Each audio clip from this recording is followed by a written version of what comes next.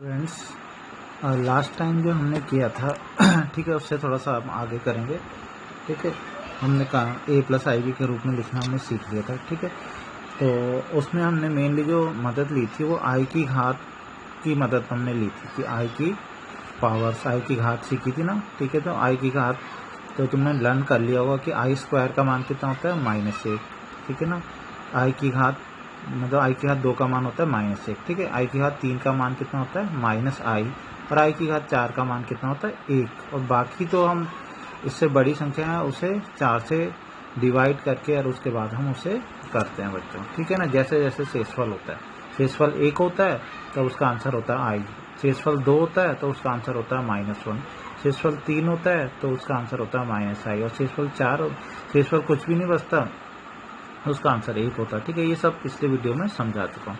तो बच्चों नेक्स्ट हम जो करने जा रहे हैं एक ऋण वास्तविक संख्या का वर्गमूल। ठीक है, तो बच्चों देखो, अगर इस तरीके से कभी लिखा हो कि वर्गमूल -3, ठीक है, ये तो मैंने तुम्हें समझा दिया कि ऐसी संख्याएं कैसी होती हैं, काल्पनिक संख्याएं होती हैं कि क्योंकि वर्गमूल के अंदर नेगेटिव नहीं आना चाहिए। ठीक है, क्यों? क्योंकि इसका हम वर्ग करेंगे तो तुम्हें पता है ना, वास्तविक संख्याएं ऐसी संख्याएं होती हैं जिनका हम वर्ग करते हैं तो धन आता है, लेकिन वर्गमूल -3 है। मान लो इसका वर्ग करो तो वर्ग से वर्गमूल कट जाएगा तो कितना आएगा, आंसर माइनस में आ रहा है ना।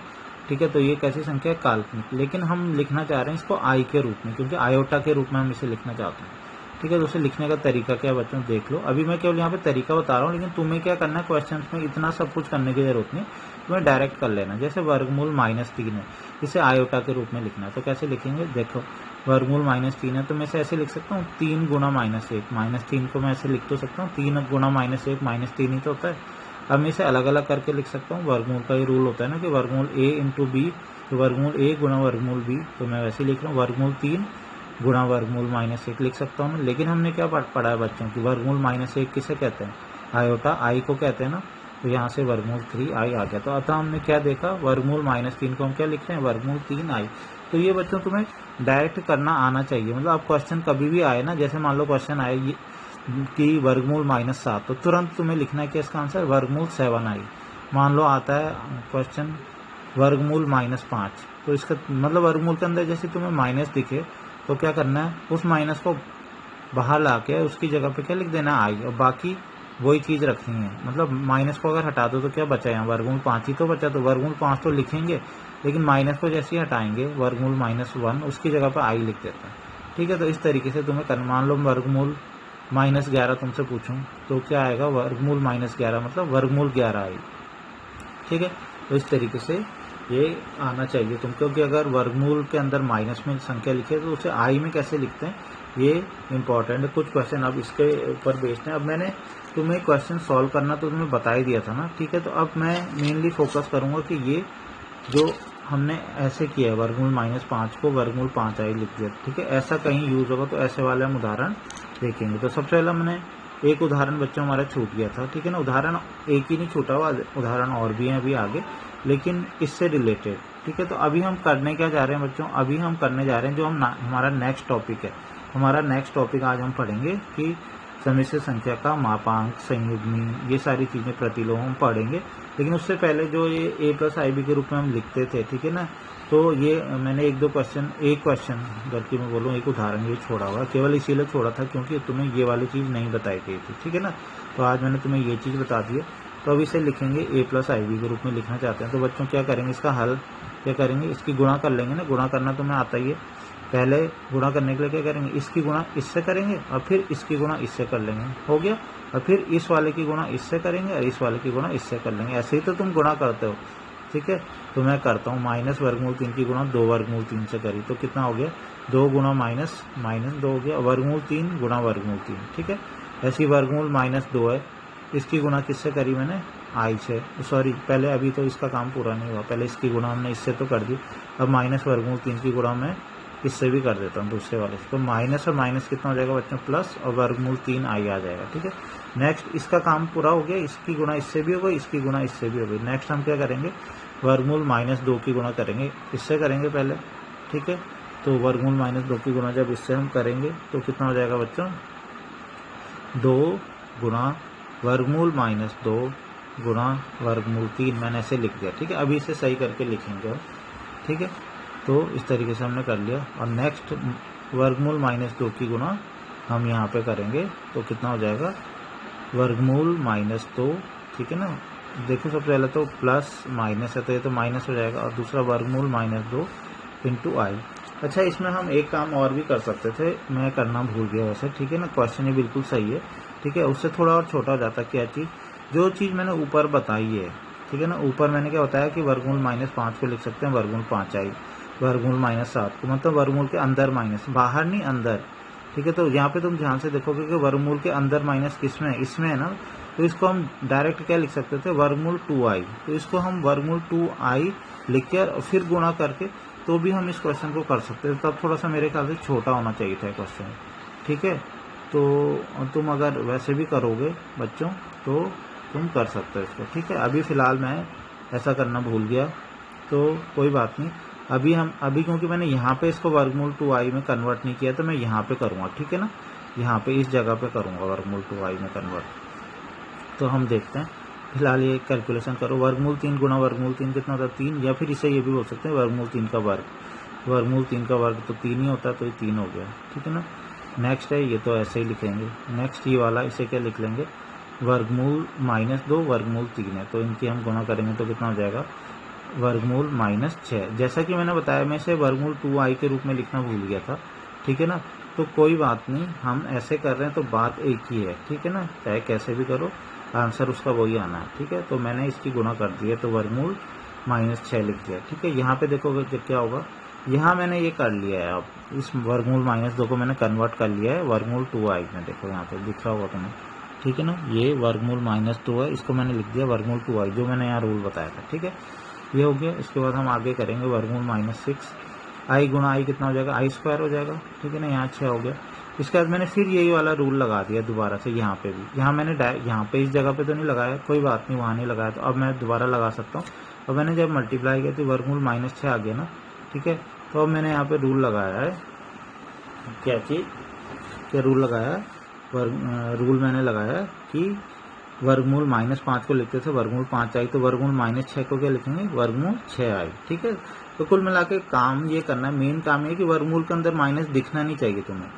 वर्गमूल के मतलब क्वेश्चन में कभी भी वर्गमूल के अंदर माइनस नहीं दिखना चाहिए, ठीक है ना। तो वो हट जाना चाहिए, ठीक है। अब वो हटता कैसे, आई के रूप में हटता है। वो माइनस को हटाओ तुम, सीधा सीधा आई लगा दो बाहर, ठीक है। बहुत सिंपल सी बात है कि वर्गमूल के अंदर माइनस दिखना नहीं चाहिए। उस माइनस को हटाने के लिए क्या करना, माइनस हटाओ यहाँ से और बाहर के लगा दो, आई लगा दो, बस। ऐसी वर्गमूल -6 तो उन्हें माइनस हटाया, आई लगा दिया। वर्गमूल -2 था, माइनस हटाया, आई लगा दिया, ठीक है। बस अब ये हो चुकी कैलकुलेशन, अब इसमें कोई दिक्कत नहीं, ठीक है। अब क्या है, हम क्या करेंगे, पहले बिना वर्गमूल वाले देख लेंगे, सॉरी बिना आई वाले, उनको साथ में लिखते हैं ना, वो वास्तविक भाग होता है। तो -6 और ये वाला माइनस और माइनस प्लस हो गया वर्गमूल 2, ठीक है।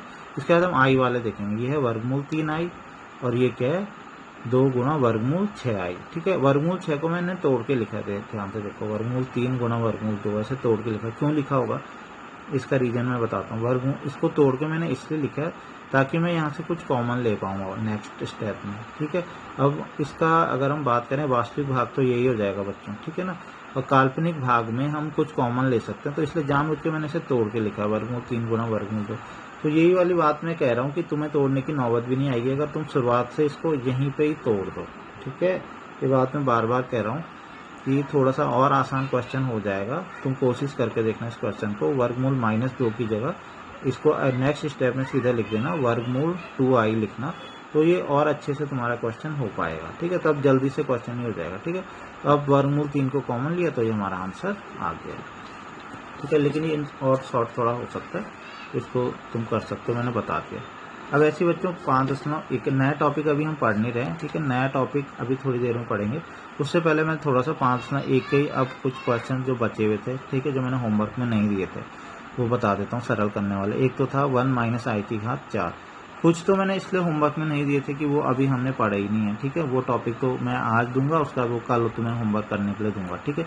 लेकिन मैं कुछ ऐसे करा रहा हूँ जो कि हमने पढ़े थे लेकिन मैंने होमवर्क में नहीं दिया था, ठीक है ना। वो इसलिए नहीं दिए थे तो मैं थोड़ा सा उनके फॉर्मूले आते नहीं है।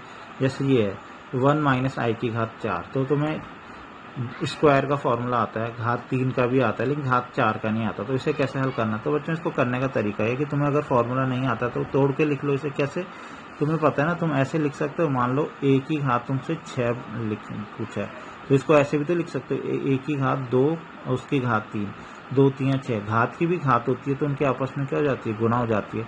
तो सेम ऐसे ही लिखा है, 1 माइनस आई की घात 4 है ना, तो मैं ऐसे लिख सकता हूँ 1 माइनस आई की घात 2 और उसकी भी घात 2, ठीक है ना। तो ये यहाँ पे यही वाली बात है, a की घात 4 है तो उसे लिखा है a की घात 2 और उसकी घात 2, तो मैंने 1 माइनस आई की घात 2 और उसकी घात 2 लिखी। ऐसा मैंने क्यों किया बच्चों, ऐसा मैंने इसलिए किया है कि ताकि मुझे फॉर्मूला इसका तो आता ही है ना, a माइनस बी का होल स्क्वायर, तो अब मैं यहाँ पे a माइनस बी का होल स्क्वायर का फॉर्मूला लगा लूँगा। तो a माइनस बी का होल स्क्वायर का फॉर्मूला क्या होता है बच्चों, a square plus B square minus 2ab, ठीक है। तो मैंने ये फॉर्मूला लगाया, तो आई स्क्वायर की वैल्यू कितनी होती है बच्चों, याद हो गई होगी तुम्हें, -1, तो 1 से 1 कट जाएगा तो कितना बचेगा खाली -2i का वर्ग, माइनस का वर्ग कितना होता है बच्चों, प्लस होता है ना। नेक्स्ट 2 का वर्ग कितना होता है 4 और i का वर्ग लिख दिया, और आई स्क्वायर का मान होता है कितना बच्चों, -1 ना। तो कुल मिलाकर आंसर कितना आ गया -4। लेकिन इसे a धन ib के रूप में लिखना चाहते हो तो i का पार्ट तो यहाँ है ही नहीं है, तो उसे कैसे लिखते हैं, धन 0i।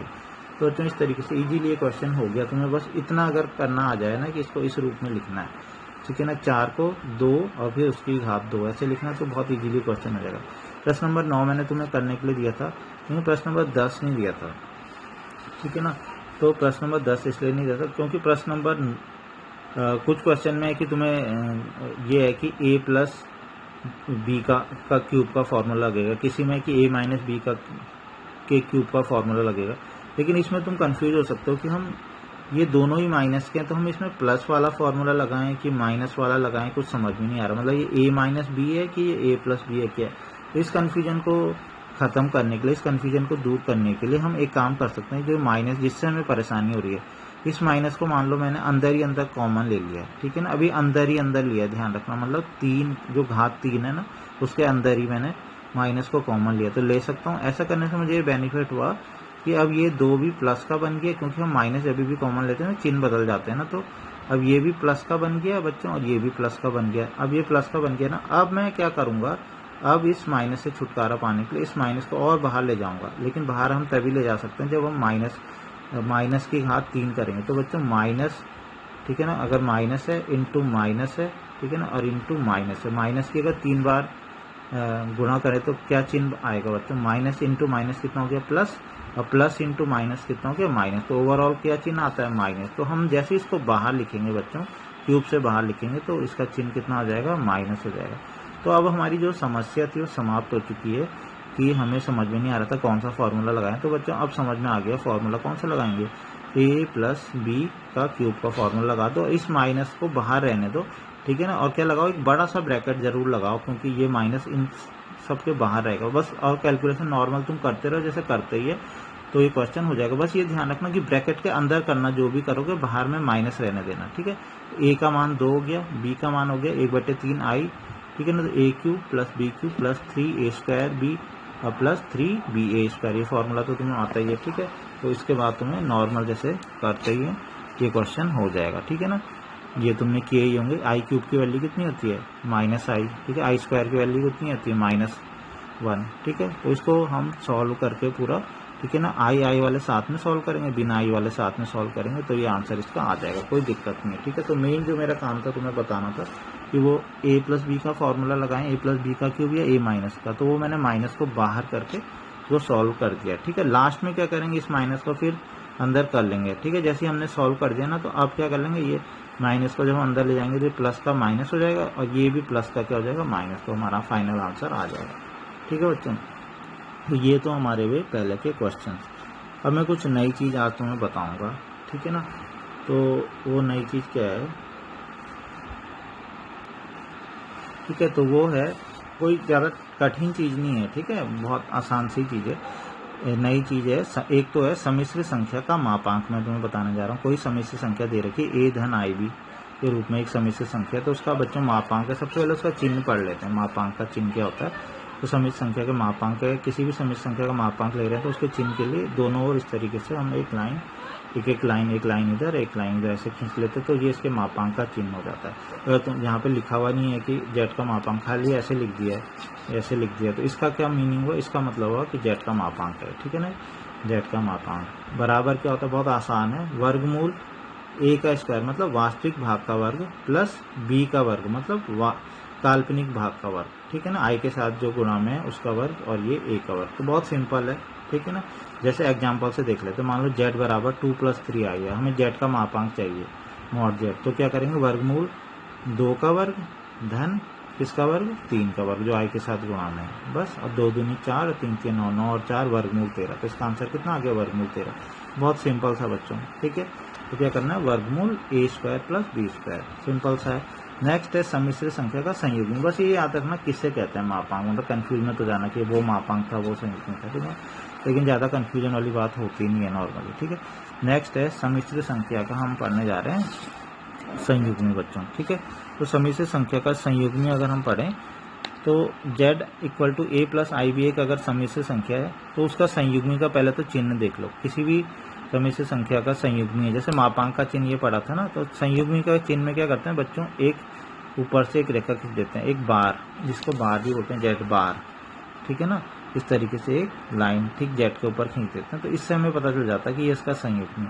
संयुग्मी क्या होता है बच्चों, संयुग्मी में क्या करते हैं, जो ये आई वाला ये प्लस का है ना ये, तो इसको क्या कर लेते हैं, माइनस का कर लेते हैं।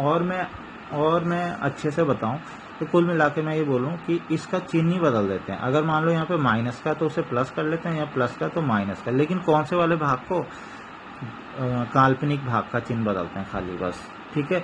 तो संयुग्मी का सीधा सीधा तुम इतना याद कर लो कि संयुग्मी, किसी भी सम्मिश्र संख्या का संयुग्मी कैसे प्राप्त होता है, जो काल्पनिक भाग है ना उसका तुम चिन्ह परिवर्तित कर दो बस खाली, ठीक है ना। वैसे तो ये होगा कि प्लस का माइनस करते हैं, लेकिन सोचो अगर माइनस हो तो तब क्या करेंगे, ठीक है ना, तभी भी माइनस ही करेंगे, लेकिन माइनस माइनस क्या हो जाता है, प्लस हो जाता है। तो कुल मिला के लर्न इतना कर लो कि संयुग्मित में क्या करना है, तुम्हें आई वाले का चिन्ह बदल देना। देखो कैसे, जैसे मान लो ये है 2 + 3 आई, इसका संयुग्मित, तब तो तुमने चलो ये फॉर्मूला लगा ली जो मैंने बताया, ये प्लस था इसको माइनस कर लेते हैं, 2 - 3 आई, ठीक है ना।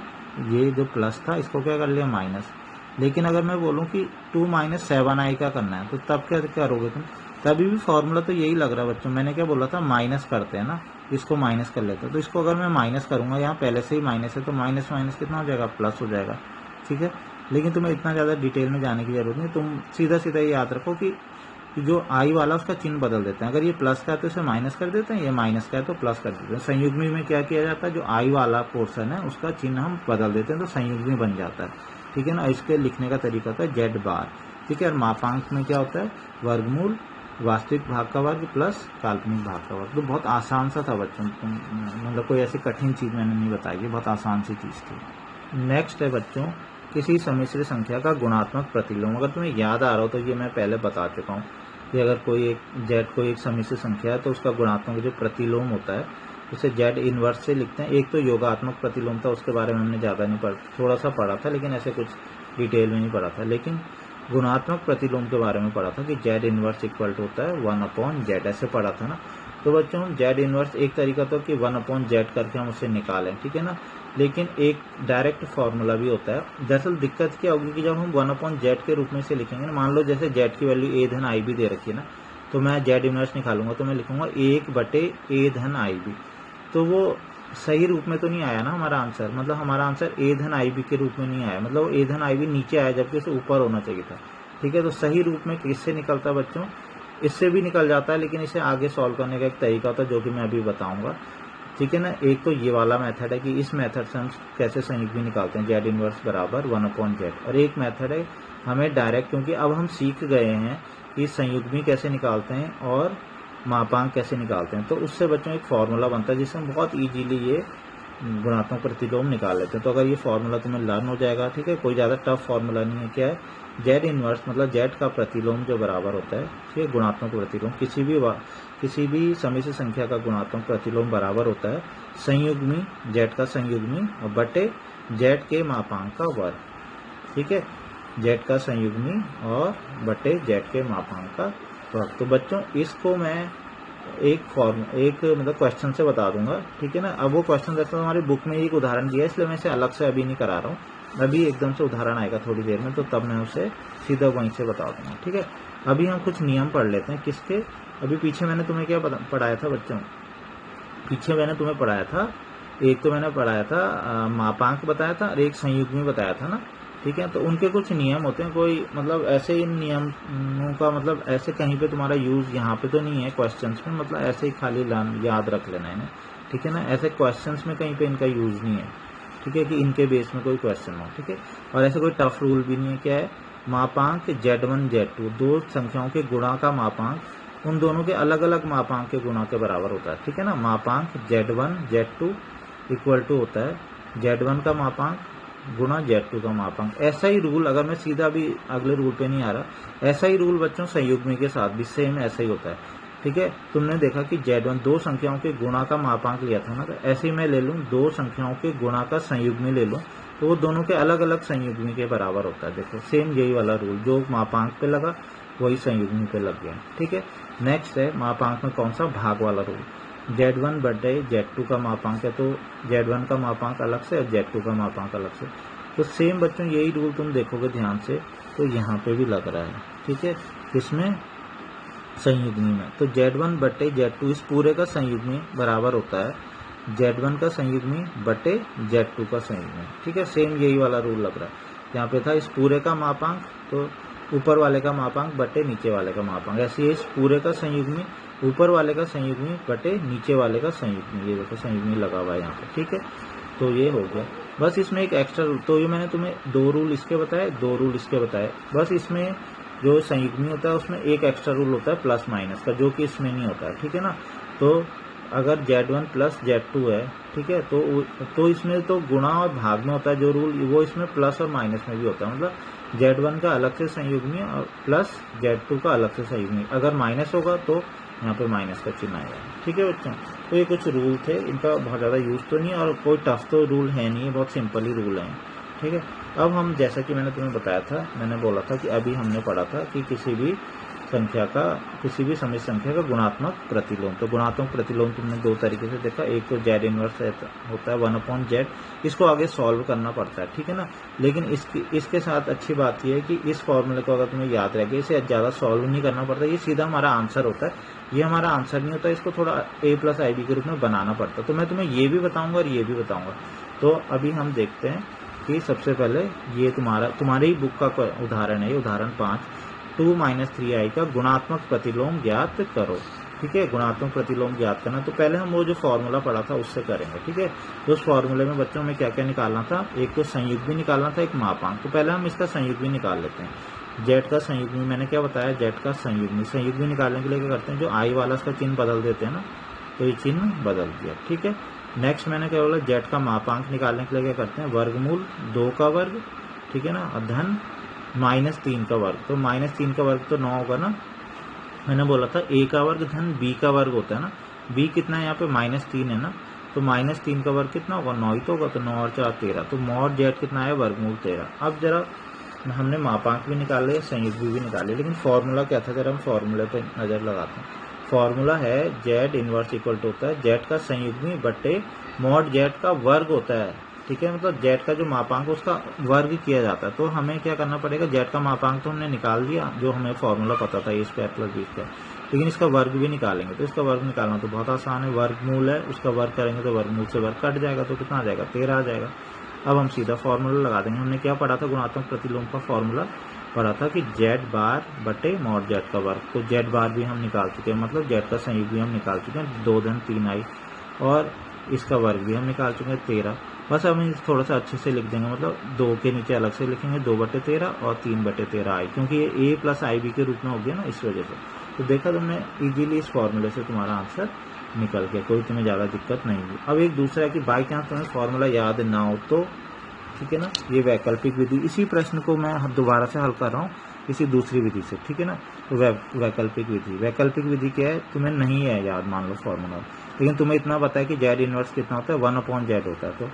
तो Z कितना था हमारा, 2 - 3i। तो हम 2 - 3i का गुणात्मक प्रतिलोम निकालना चाह रहे थे, तो हम उसे लिख देंगे 1/2 - 3i, ठीक है। अब बच्चों इसको करने का तरीका ये होता है, ठीक है ना, ये भी तुम्हें अगर याद रह गया तो बहुत इजीली हो जाता है, कोई बहुत बड़ी बात नहीं है, ठीक है। बाई चांस क्योंकि वो फॉर्मूला तुम्हें याद ना रहे तो, ठीक है, तो उसके लिए तरीका ये है कि तुम्हें क्या करना पड़ता, जो हर में, ठीक है ना, हर में जो चीज है, हर में जो सम्मिश्र संख्या है, उसके संयुग्मी से ऊपर नीचे गुणा कर देते हैं। तुम संयुग्मी तो जानते ही हो, जो यहाँ पे चिन्ह होता है बीच वाला चिन्ह, उसे बदल देते हैं, ठीक है ना, और उससे ऊपर नीचे गुणा कर देते हो। तो माइनस की जगह क्या करना है प्लस, इसका मतलब 2 + 3i से तुम ऊपर भी और नीचे भी गुणा कर दोगे। देखो ऊपर गुणा करेंगे तो 2 + 3i आ गया, लेकिन नीचे तुम गुणा करोगे तो तुम ध्यान रखोगे ये है a - b और ये है a + b। तो यहाँ पे फॉर्मूला क्या लग जाएगा, तुम्हें पता है a + b × a - b कितना होता है, a² - b²। तो मैं यहाँ पे फॉर्मूला लगा दूंगा a² - b², ये तुमने पढ़ा भी था। a है 2 तो 2 का वर्ग माइनस b कितना है 3i तो 3i का वर्ग। तो बच्चों कितना हो जाएगा, 2 का वर्ग तो 4 हो गया, और 3 का वर्ग कितना होता है 9, और i का वर्ग i² की वैल्यू तुम्हें आती है, i² का वैल्यू होती है -1। तो माइनस और माइनस कितना हो जाएगा बच्चों प्लस, तो 9 और 4 13 हो गया बस। और 13 को मैं 2 के नीचे लिख देता हूँ 2/13 और 3/13। तो बच्चों ये भी आसान है, ये भी तो कोई टफ चीज़ नहीं है। और वो वैसे करना चाहते हो तो अगर फॉर्मूला लर्न रहता तो और अच्छी बात है, वैसे भी कर सकते हो। तो तुम्हारी जैसी मर्जी तुम गुणात्मक प्रतिलोम ज्ञात कर सकते हो। तो बच्चों ये आज हमने क्या पढ़ लिया, हमने संयुग्मी, हमने मापांक पढ़ लिया किसी समित संख्या का, हमने संयुग्मी भी पढ़ लिया, और हमने गुणात्मक प्रतिलोम निकालना सीख लिया है, चाहे वो संयुग्मी और मापांक की मदद से हो या चाहे वो डायरेक्ट निकालना सीखें संयुग्मी से ऊपर नीचे गुणा करके। ठीक है, अब इसमें बस अब कुछ मतलब प्रश्नावली के तुम सारे क्वेश्चन कर लोगे, उसके लिए अब इसमें कुछ एग्जाम्पल उन्होंने और दिए हैं, 2 उदाहरण उन्होंने और दिए हैं a + ib के रूप में व्यक्त करने के, वो थोड़ा से अलग हैं। ठीक है ना, अभी हमने a + ib में व्यक्त करने के लिए बहुत सारे एग्जाम्पल दिए थे ना, ये अलग क्यों होंगे बच्चों, ये अलग इसलिए कि इसमें दरअसल बटे में है, बटे में दे रखा। अभी तक तुमने जो भी क्वेश्चन मैंने तुम्हें घर से करने के लिए दिए थे, तुमने ध्यान दिया होगा किसी भी क्वेश्चन में बटे में नहीं था। ठीक है, बटे वाला कोई क्वेश्चन नहीं था। तो ये बटे में अगर कोई हो, ठीक है ना, तो उनको कैसे करते हैं सॉल्व, तो बच्चों उनको सॉल्व करने का क्या तरीका होता है मैं बता देता हूँ। ठीक है, इसे a + ib के रूप में व्यक्त करना है। ठीक है, और ये है, ये नीचे वाली चीज़ क्या है बटे में है। ठीक है ना, ये वाली चीज़ मतलब बटे में भी कोई चीज़ आ रही है। अभी तक ऐसे हो रहे थे क्वेश्चन, 5 धन वर्गमूल 2i गुणा 1 - वर्गमूल 2i, तो वो तो हो जा रहे थे इजीली। लेकिन अगर बटे में कुछ हो तो तब कैसे लिखते हैं, तो उसका बहुत आसान तरीका है बच्चों। अभी अभी मैंने जिसकी बात करी थी, जैसा हमने कि गुणात्मक प्रतिलोम निकालने में जो यूज़ किया था, क्या किया था कि हमने जो हर में था उसके संयुग्मी से ऊपर नीचे गुणा करी थी ना, तो सेम वही रूल लगता है बच्चों यहाँ पे। जो चीज़ हर में है, ऊपर वाले का नहीं ध्यान रखना, ऊपर वाले को मत देखना अभी, क्योंकि ऊपर भी है नीचे भी, कहीं तुम ऊपर वाले के संयुग्मी से करे नहीं, जो हर में होता है, हर में जो भी है उसका संयुग्मी मतलब ये वाला चिन्ह बदल देते हैं। तो यहाँ पे माइनस की जगह क्या हो जाएगा प्लस। तो 1 धन वर्गमूल 2i से तुम ऊपर भी गुणा कर दोगे और नीचे गुणा कर दोगे। ठीक है, तो अगर हम ऊपर अगर गुणा करते हैं इस बार, तो क्या होगा बच्चों, 5 की गुणा करो पहले 1 से 5 की गुणा वर्गमूल 2i से 5 वर्गमूल 2i, वर्गमूल 2i की गुणा 1 से करो फिर वर्गमूल 2i, वर्गमूल 2i की गुणा वर्गमूल 2i से करो तो वर्गमूल 2i का वर्ग हो गया ना। नीचे a - b और a + b, अभी तो लगाया था फॉर्मूला a² - b², तो 1 का स्क्वायर और माइनस b क्या है यहाँ पे वर्गमूल 2i, तो वर्गमूल 2i का वर्ग। ठीक है, यहाँ पे से सॉल्व करेंगे बच्चों तो कितना हो जाएगा, वर्गमूल 2 का वर्ग कितना हो जाएगा 2 और i का वर्ग i²। ठीक है, यहाँ पे भी इसे सॉल्व करते जाते हैं, वर्गमूल 2 का वर्ग 2 और i का वर्ग i²। ठीक है, i² का मान कितना होता है बच्चों -1 ना, तो मैंने यहाँ पे -1 रखा तो -2 आ गया। और नेक्स्ट यहाँ पे i² की वैल्यू कितनी रखी -1। ठीक है, तो यहाँ पे भी -1 आ गया, तो माइनस माइनस प्लस हो गया ना, यहाँ 2 और 1 कितना हो गया बच्चों 3 हो गया। अब मैं ऊपर सॉल्व कर लेता हूँ जरा, देखो ऊपर क्या 5 में से 2 को घटाया तो कितना आया बच्चों 3, और यहाँ पे 5 वर्गमूल 2 है और यहाँ पे वर्गमूल 2 है, मतलब 1 वर्गमूल 2, तो 5 और 1 कितना हो गया 6 वर्गमूल 2, तो 3 आ गया और 6 वर्गमूल 2 आ गया। नीचे कितना आया था बच्चों 3 ना, तो 3 से यहाँ पे इसके बटे में 3, इसके बटे में 3, 3 ही कम 3 और 3 दूनी 6, तो ये हमारा फाइनल आंसर आ गया बच्चों। ठीक है, तो तुम्हें समझ में आ गया होगा, बटे में अगर कभी भी तो उसके संयुग्मी से ऊपर नीचे गुणा कर देते हैं। तो जो लास्ट क्वेश्चन मैं इसमें बता रहा हूँ, इसके बाद तुम अब इसकी प्रश्नावली हमारी समाप्त हो गई एक तरीके से। अब तुम इसके सारे क्वेश्चन जो भी बचे हुए हैं वो सारे क्वेश्चन तुम कोई प्रश्नावली के कर सकते हो। तो देखो बच्चों क्या है, लास्ट क्वेश्चन उदाहरण, लास्ट उदाहरण है। ठीक है, तो क्या है ये i की घात -35। तो बच्चों ऐसे भी हमने क्वेश्चन नहीं किया, और ऐसा एक क्वेश्चन उसमें भी है जो प्रश्नावली है ना, i की घात माइनस में एक क्वेश्चन है, वो मैंने होमवर्क में पिछली बार नहीं दिया था, अब वो भी होमवर्क के लिए। ठीक है, अब होमवर्क में सारे क्वेश्चंस हैं जो भी मैंने नहीं कराए हैं। ठीक है, वो सारे क्वेश्चंस अब तुम इजीली कर सकते हो। तो i की घात -35 है, जब माइनस वाले क्वेश्चंस होते हैं बच्चों, उसको घात में अगर माइनस है तो उसके लिए तरीका ये होता है कि क्या करते हैं, उसको पहले प्लस बना लेते हैं। प्लस बनाने का तरीका है कि उसको कहाँ ला दो, नीचे ला दो। तुम्हें पता है ना, कोई भी चीज़ घात में कोई भी अगर वो नीचे है अगर उसे ऊपर ले जाते हैं तो उसका चिन्ह क्या हो जाता है, बदल जाता है। या ऊपर है उसे नीचे लाते हैं तो भी उसकी घात का चिन्ह क्या हो जाता है, बदल जाता है। अंश से हर में लाने पर और हर से अंश में लाने पर हमेशा जो घात होता है उसका चिन्ह बदल जाता है। तो हम अगर इसको घात नीचे लाएंगे बट्टे में तो इसका चिन्ह माइनस की जगह प्लस हो जाएगा। जैसे ही प्लस होगा तो हम वही 4 वाला रूल लगा लेंगे, 4 से भाग करेंगे तो 4 अट्ठे 32 और 3 शेषफल बच जाएगा, 4 अट्ठे 32 और 3 35। क्या रूल बताया था मैंने, आई की घात, और जैसे ही ये तुम्हें दिखेगी शेषफल 3, तो आई की घात 3 की वैल्यू कितनी होती है बच्चों, माइनस आई ना, तो सीधा सीधा कितना हो जाएगा, ये माइनस आई आ जाएगा। अब माइनस आई आ गया ना, अब हम क्या करें, अभी भी तो बटे में तो अभी भी है, लेकिन हमने एक काम तो अच्छा किया ना कि आई की घात बहुत बड़ी थी 35 थी, उसको हमने छोटा कर लिया ना, ठीक है। अब इस आई को भी यहाँ से हटाना चाहते हैं तो बच्चों इसको हटाने का तरीका ये है कि हम क्या करेंगे, इस आई से ही ऊपर नीचे गुणा कर देंगे, ठीक है ना। ऐसा क्यों करते हैं, ऐसा इसलिए करते हैं क्योंकि हम आई की आई से गुणा करेंगे तो आई स्क्वायर होता है, आई स्क्वायर की वैल्यू -1 होती है तो आई हट जाता है, इसलिए हम ऐसा करते हैं, ठीक है। तो अब हम क्या करेंगे, आई से ऊपर नीचे गुणा कर देंगे, तो ऊपर तो आई आगे नीचे आई गुणा आई आगे आई स्क्वायर, और आई स्क्वायर की वैल्यू कितनी होती है, -1, तो माइनस माइनस ये प्लस हो गया, ठीक है। तो इस तरीके से ये फाइनल आंसर हमारा आई आ गया, ठीक है। आई इसको अगर उसमें लिखना चाहते हो तो वैसे लिख सकते हो, ठीक है। ए धन आई बी के रूप में अगर तुम बोलोगे ये नहीं लिखा हो तो 0 + आई लिख लो, ठीक है। तो इस तरीके से बच्चों अब तुम इसकी पूरी एक्सरसाइज कंप्लीट कर सकते हो। जो बाकी के बच्चे हैं वो बाकी के जो बचे हुए सारे क्वेश्चन है वो बच्चों तुम होमवर्क में अब करोगे।